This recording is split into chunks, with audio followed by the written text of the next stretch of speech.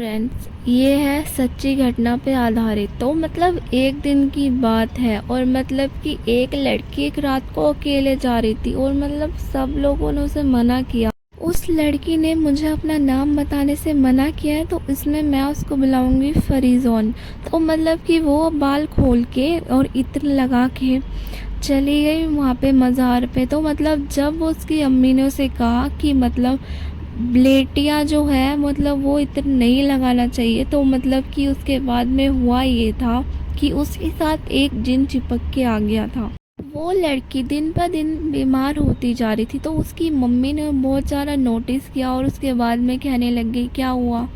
तो मतलब कि उसने तो मना कर दिया कि नहीं मम्मी मुझे तो कुछ भी नहीं हुआ। तो उसके बाद में तो मतलब कि उसके बाद में उसकी हरकतें बहुत ज़्यादा अजीब हो गई। वो कुछ भी कपड़े मतलब फेंक देती थी या फिर कई कई दिनों तक नहाती नहीं थी।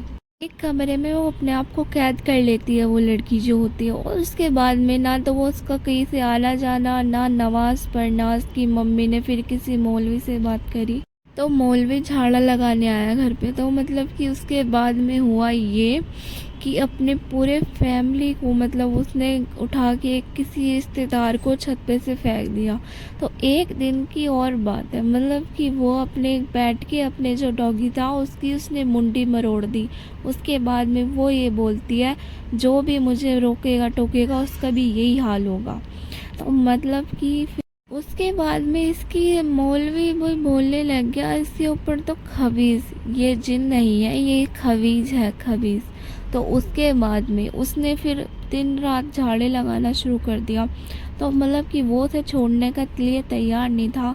मतलब रात को आता उसी के साथ सोता, उसी के साथ खाना पीना करता था। तो मतलब रात को देर रात तक पूरी रात नहीं सोती थी वो, पूरी रात दांत फाड़ के हंसती रहती थी। उसका खुद के ऊपर काबू नहीं रहा था, मैं क्या कर रही हूँ क्या नहीं कर रही हूँ। और मतलब उसका कोई फ्रेंड आ जाता था तो वो उसे भगा देती थी। उसके लिए कोई लड़का रिश्ता देखने आया उसके घर पे, तो मतलब उसने उसे छत पे से ही फेंक दिया।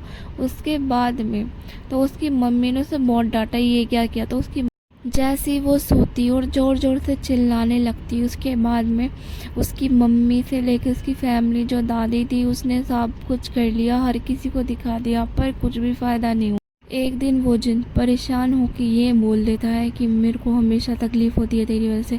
उसके दोनों हाथ काट देता है वो लड़की के। उसकी अम्मी चिल्ला रही होती है बहुत ज़ोर ज़ोर से कि बचा लो मेरी बेटी को, पर उसकी बेटी मर ही जाती है। पहले उसके हाथ काटता है, फिर उसके पैर काट देता है, उसके बाद उसकी गर्दन काट देता है और बोलता है कि मतलब अगर आज के बाद किसी ने मुझे करा ये वो फलाना ढिमकाना तो मैं उसका यही हाल करूँगा। और फिर वो वहाँ से उसी घर में रहता है और ये घर पड़ता है नोएडा सेक्टर 5 में। तो मतलब कि वो सच्ची घटना पे आधारित है और ये कहानी इसकी मम्मी ने मुझे सुनाई, मानती हूँ आधी अधूरी है ये कहानी, बट ये सच्ची घटना पे आधारित है।